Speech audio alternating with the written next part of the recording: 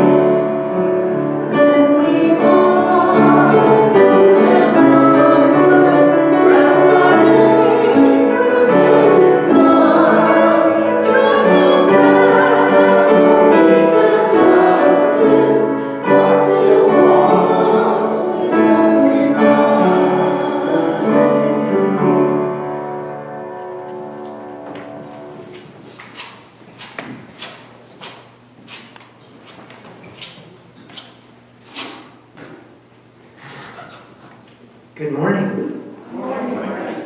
Please join me in our call to worship from Psalm 19. The heavens are telling the glory of God, And the firmament proclaims his handiwork, Day to day pours forth speech, and night to night declares knowledge. There is no speech, nor are there words. Their voice is not heard. Yet their voice goes out through all the earth. And their words to the end of the world. The heavens are telling the glory of God. We will add our own voices and join the mighty chorus of praise. I invite you to just pause for a moment and breathe in the Spirit of God in this place.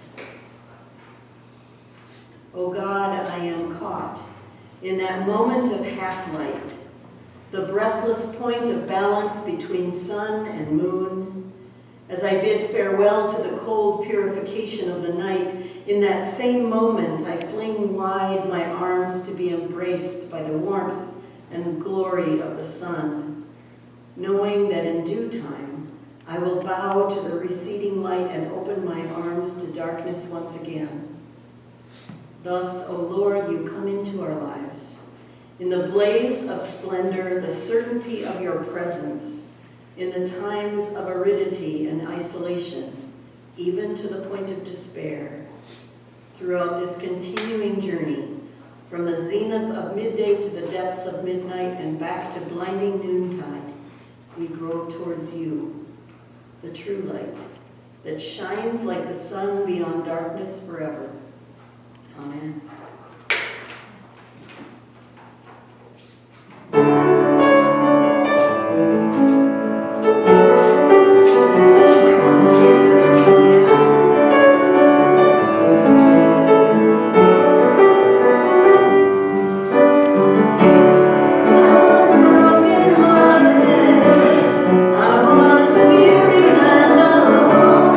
Thinking no one felt the same.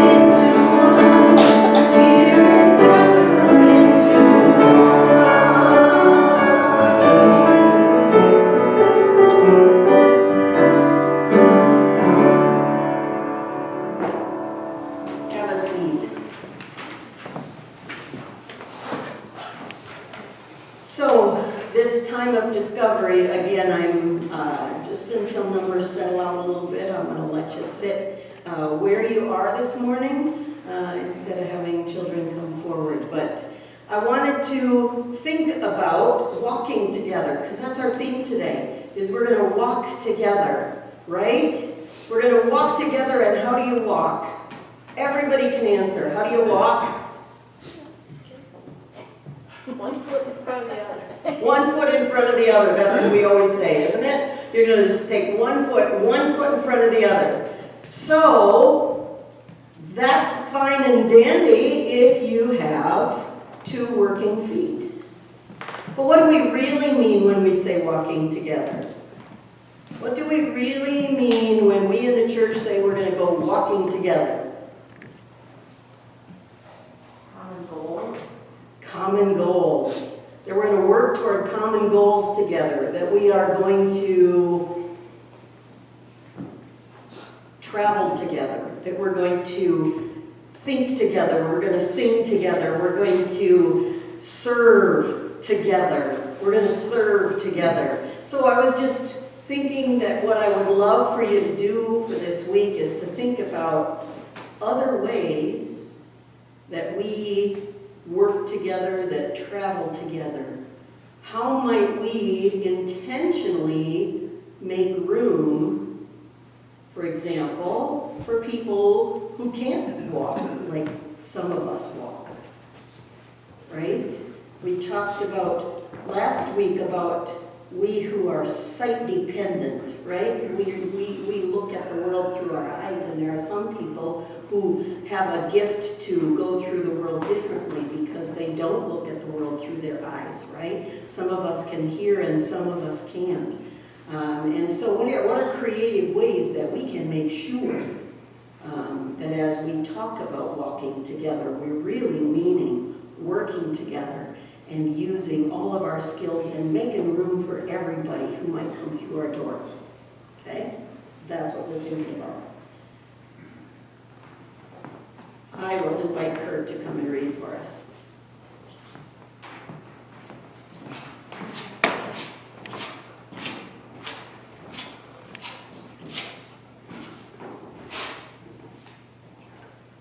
Our first reading is from 1 Corinthians chapter 12.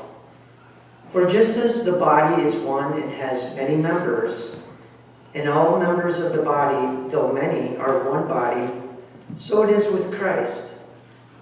For in the one Spirit we were all baptized into one body, Jews or Greeks, slaves or free, and we were all made to drink of one Spirit. Indeed, the body does not consist of one member, but of many. If the foot were to say, because I am not a hand, I do not belong to the body, that would not make it any less a part of the body.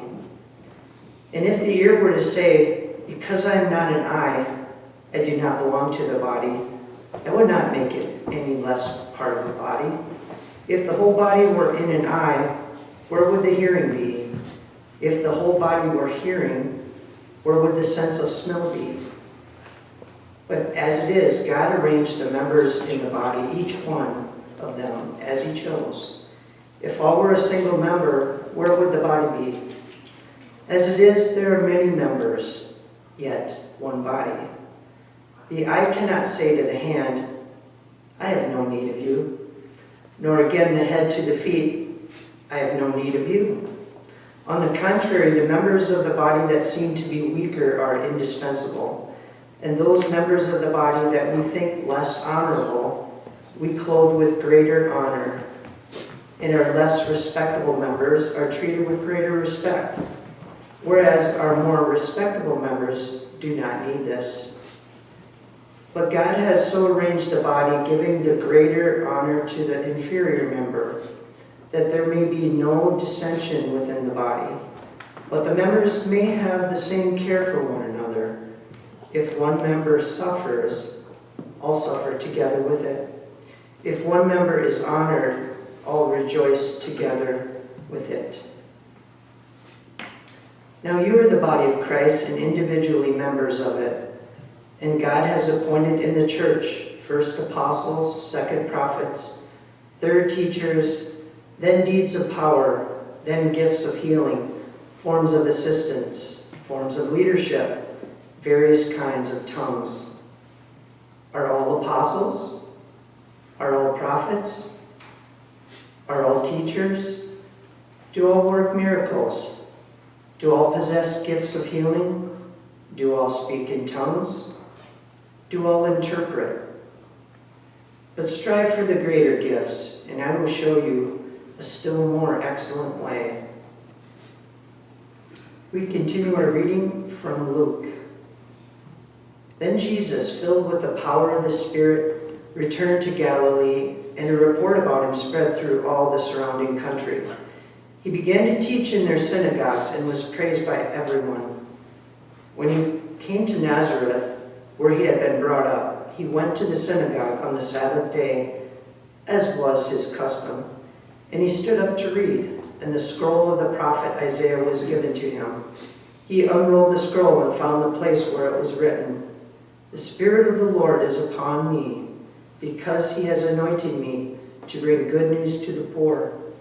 And he has sent me to proclaim release to the captives, and recovery of sight to the blind, to let the oppressed go free, to proclaim the year of the Lord's favor." And he rolled up the scroll, gave it back to the attendant, and sat down. The eyes of all in the synagogue were fixed on him. Then he began to say to them, "Today this scripture has been fulfilled in your hearing."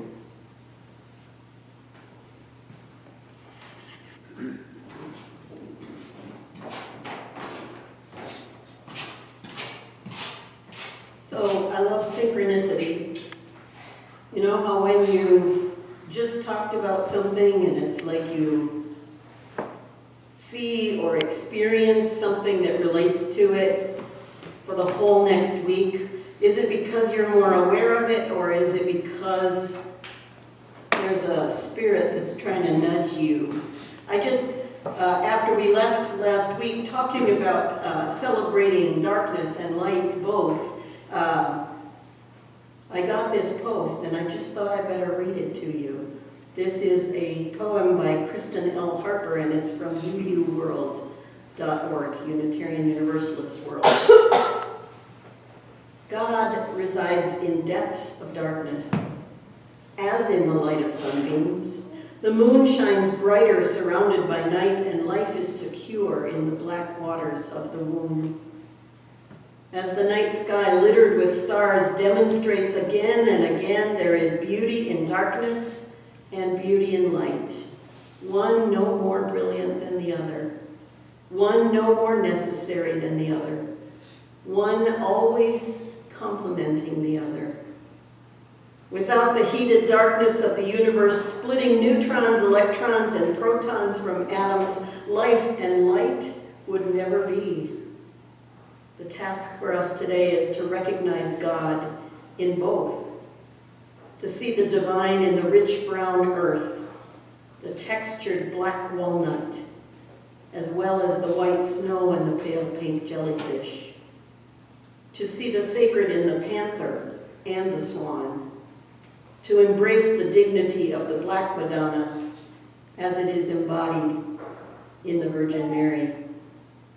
The task for us today is to look into the multifaceted colors of the onyx and see the miraculous spectrum of color produced in the prism of a diamond. And so today, we continue talking about this passage from Corinthians 12. Don't you ever wish that you had the letter that Paul got from them? Right? These are letters to the church in Corinth. And we can kind of guess, we can kind of extrapolate out from some of the things he's saying, but you have to wonder what was going on in that church, what was going on in that community, or maybe what was going on in that nation state, that Paul thought it was so important to talk about the need for diversity. I will confess, as I have confessed to you before, this is one of my absolute favorite metaphors in the Bible. This metaphor of the body. It's a wonderful metaphor for the community that is the church. No question, right? Because we all need different gifts in order to get along. But for me, this expands way beyond the church. This expands to our local communities. This expands to our nation states of this era. This expands to our whole world. In fact, I wonder if it doesn't expand to the universe. This notion of the body as a symbol for all of life.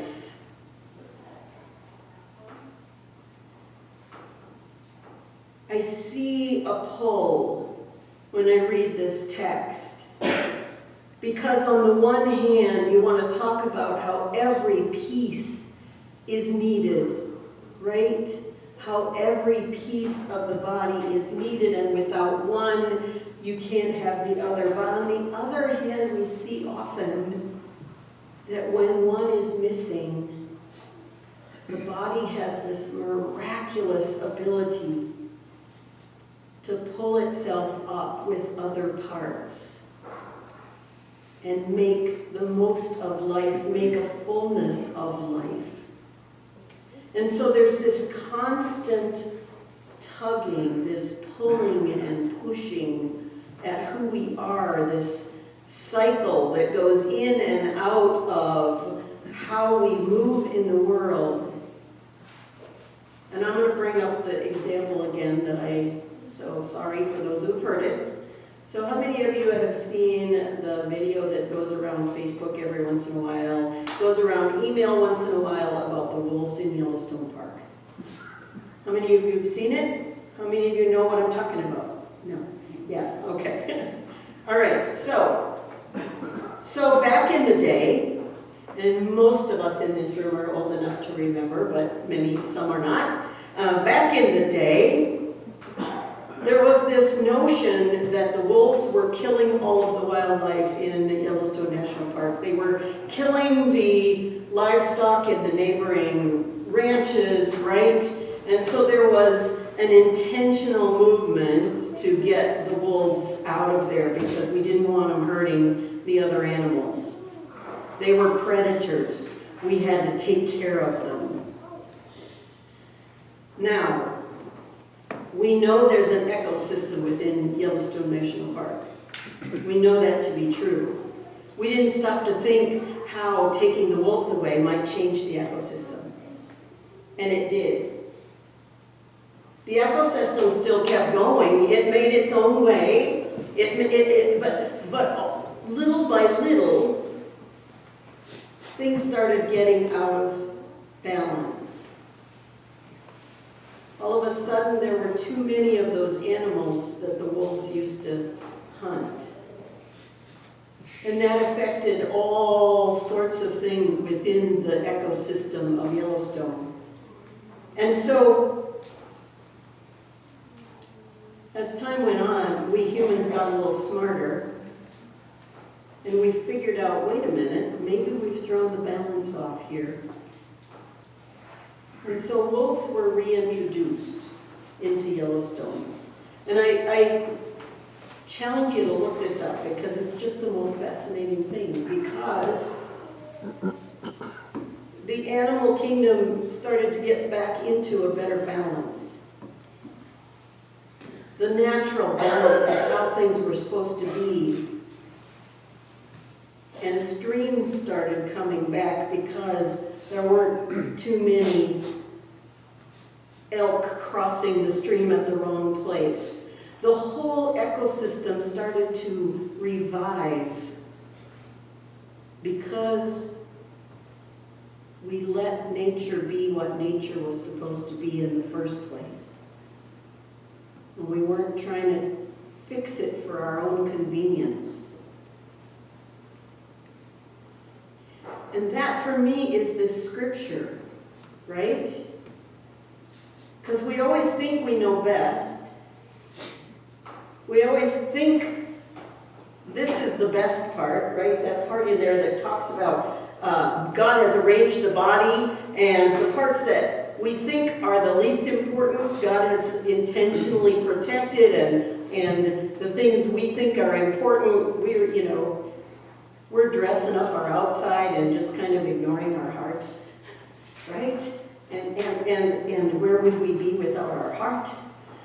Without our lungs, without all of those things we don't give a thought to. I think about the messages I have heard about education from my childhood. Go to college, go to college, go to college, right? To the point that when I started teaching, trade schools were dying. Because there was such focus, go to college, go to college, go to college. And trade schools were having a hard, and now I can't get an electrician, how about you, right? Because we forget that everything is interconnected, everything is interdependent. We are interdependent on one another. We are interdependent on this universe. We are interdependent on all that God has created.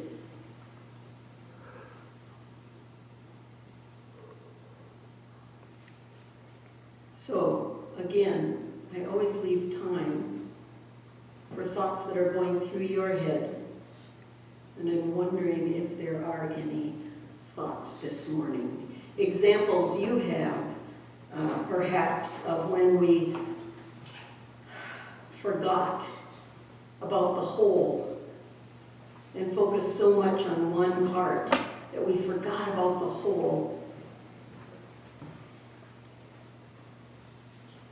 Well, it's kind of interesting to me that we're bringing this up this morning because I just finished reading a book called Under the White Sky. And it's really a story of how, in many ways, we tamper with nature and manage to really mess it up in many ways. And one of the examples was given is that in Chicago, the river flowed into Lake Michigan. That they dumped all the stuff there. Well, they stopped that and then made the river reverse through. And of course, where does the river go when it comes through? Well, it goes into the Mississippi River basin. So then what happens is the carp get into the basin and they come up, and now they're clogging up the river up by Chicago. And John, you've probably read the same thing.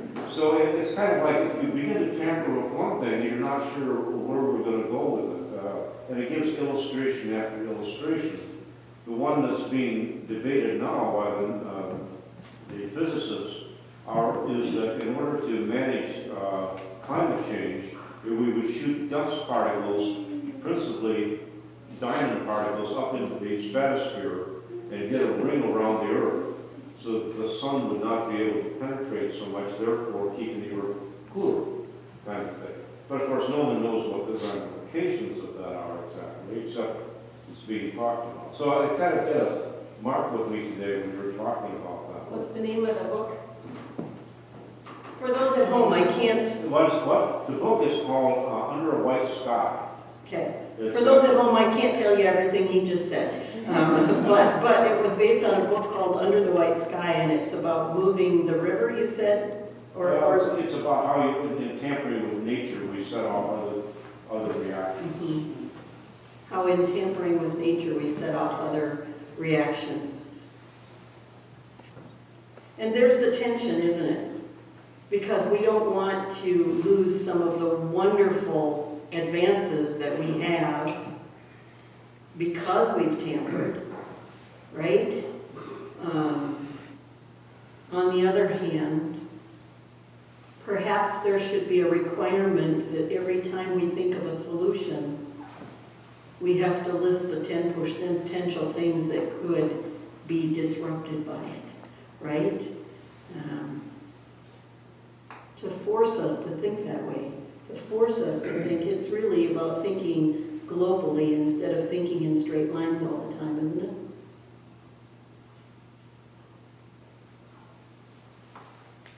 We did a good job in school of learning if P then Q. we didn't learn to look to the sight lines on the side. We just looked on that logic of the straight line.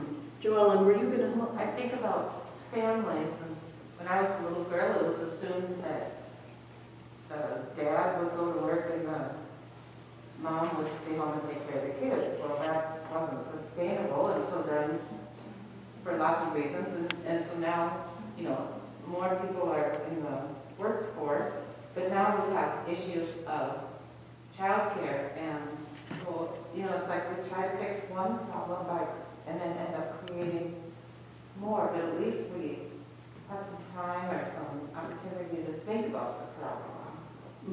You know, be fulfilled. She was talking about, for those at home, she was talking about those, that movement we had from the traditional nuclear family, and the women stayed home and took care of the children, and then that was not sustainable, but we went to this other model, and now we have childcare issues, so how can we bring those two together, right? Am I kind of saying, how do we think about it? How do we think about things differently? How do we think of it's not either this or this, but there's this whole global opportunity of solutions because there are so many gifts that have been given.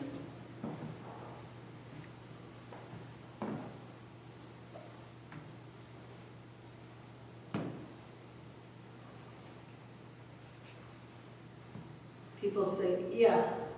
Jill, what you talked about reminds me of this saying, I think it's John Muir, and he said, everything is pitched to everything else. She said, John Muir says, everything is hitched to everything else. And someday I'd love to sit down with you because I've been watching some of the sustainable agriculture, monoculture versus, mixed use land stuff, and I would love to sit down and talk to you about that because that just excites me. I don't know if it works. Because I can only think in certain lines.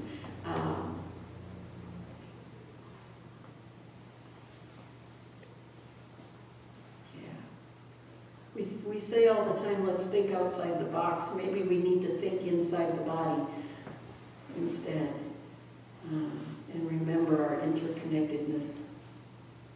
I also think we need to think outside our borders, because I think other places in the world have the same problems and are solving them, the same problems in different ways, and we seem to think that we just need to solve it in our own little way. Yes. Instead of looking outside our borders. Mm-hmm.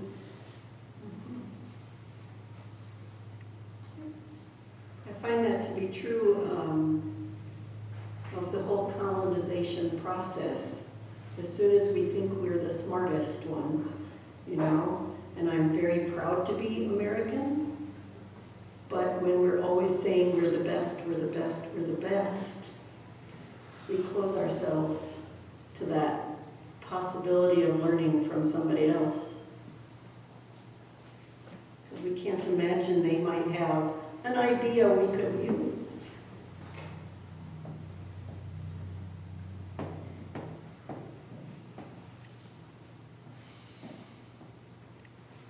Any other thoughts? I don't want to close it down before the introverts have had time to think.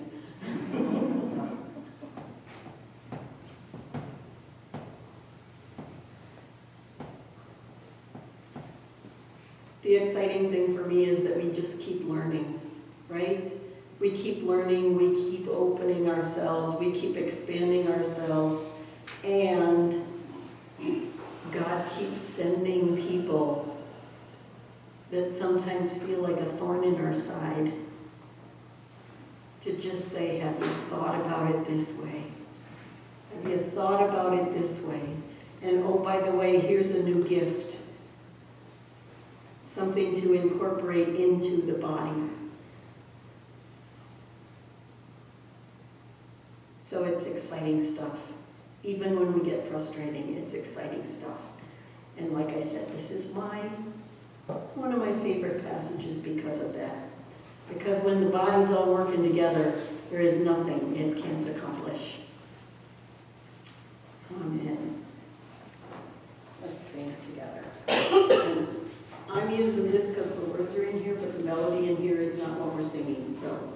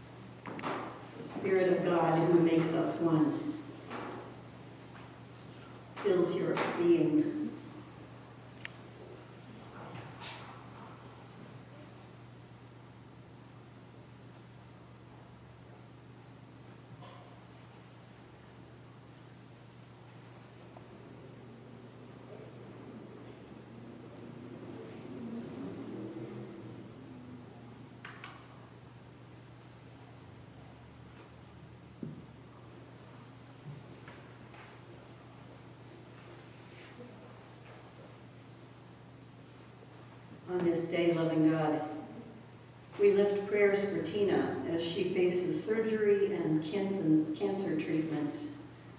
Tina, we hold you in the light of Christ.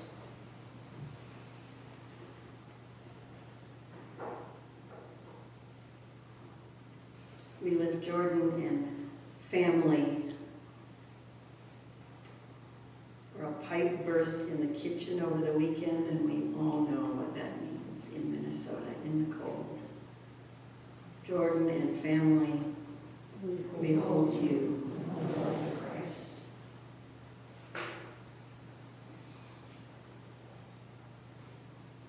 And I'm wondering what prayers did not get written down that need to be lifted today.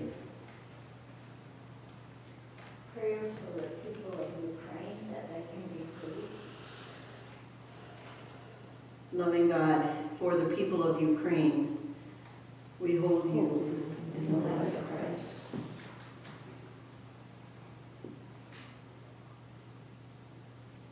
For Jim, will be having eye surgery tomorrow. Jim, we hold you in the light of Christ.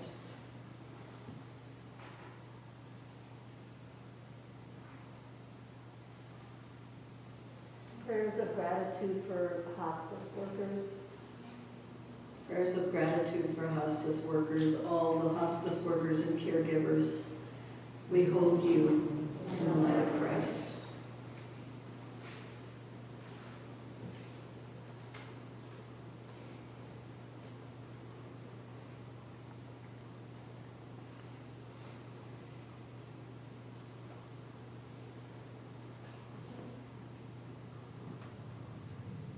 Loving God, there are so many other concerns that we hold in our hearts.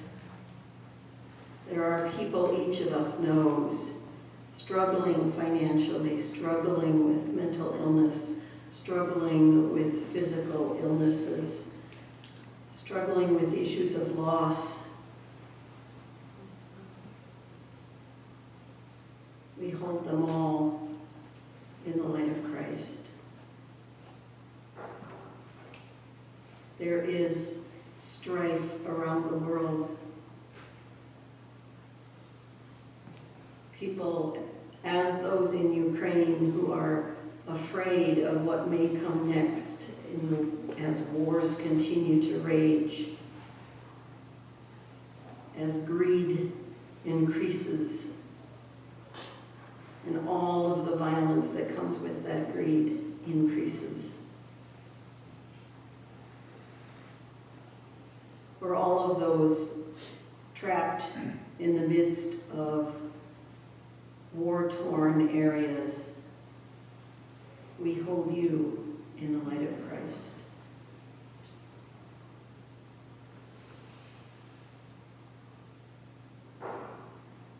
And there are the sufferings from this pandemic.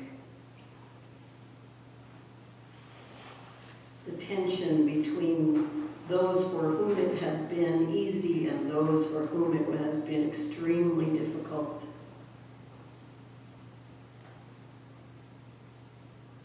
The tensions between people who see only one solution and those trying to balance so many, many concerns. For all of those caught in the aftermath, we hold you in the light of Christ.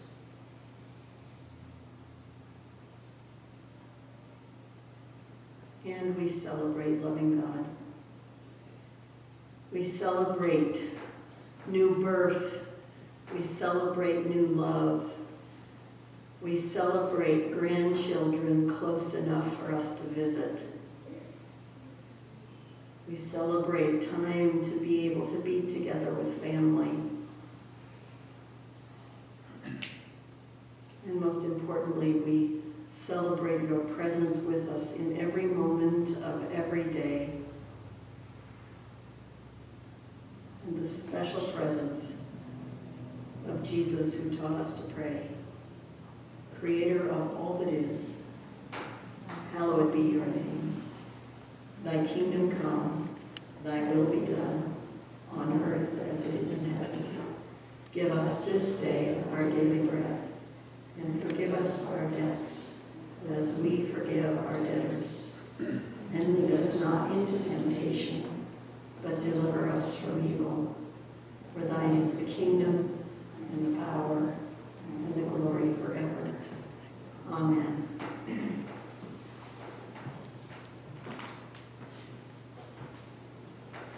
So, not a whole lot of announcements today, however.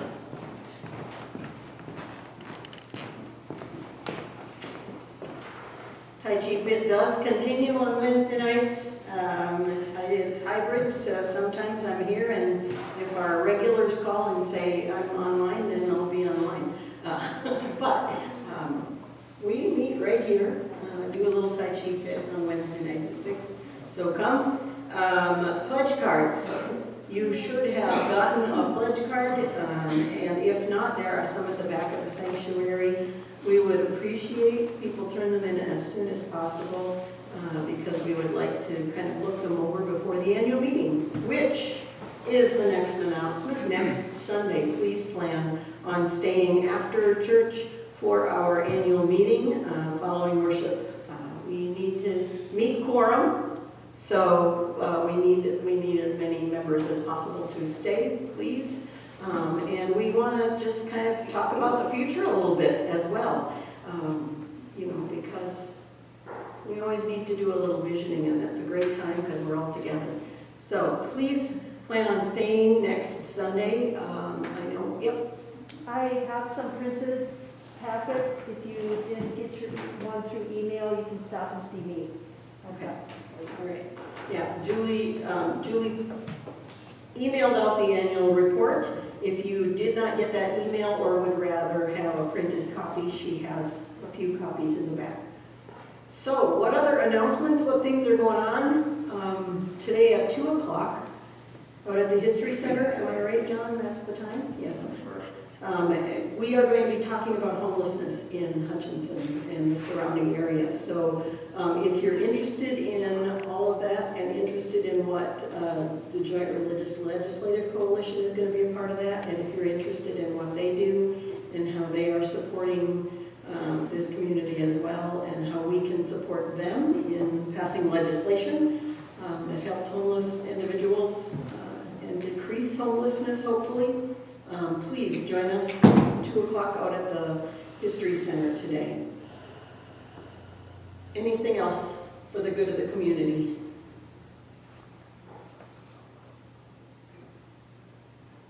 If not, I invite you to stand if you're willing or able, and we're going to sing In the Midst of New Dimensions.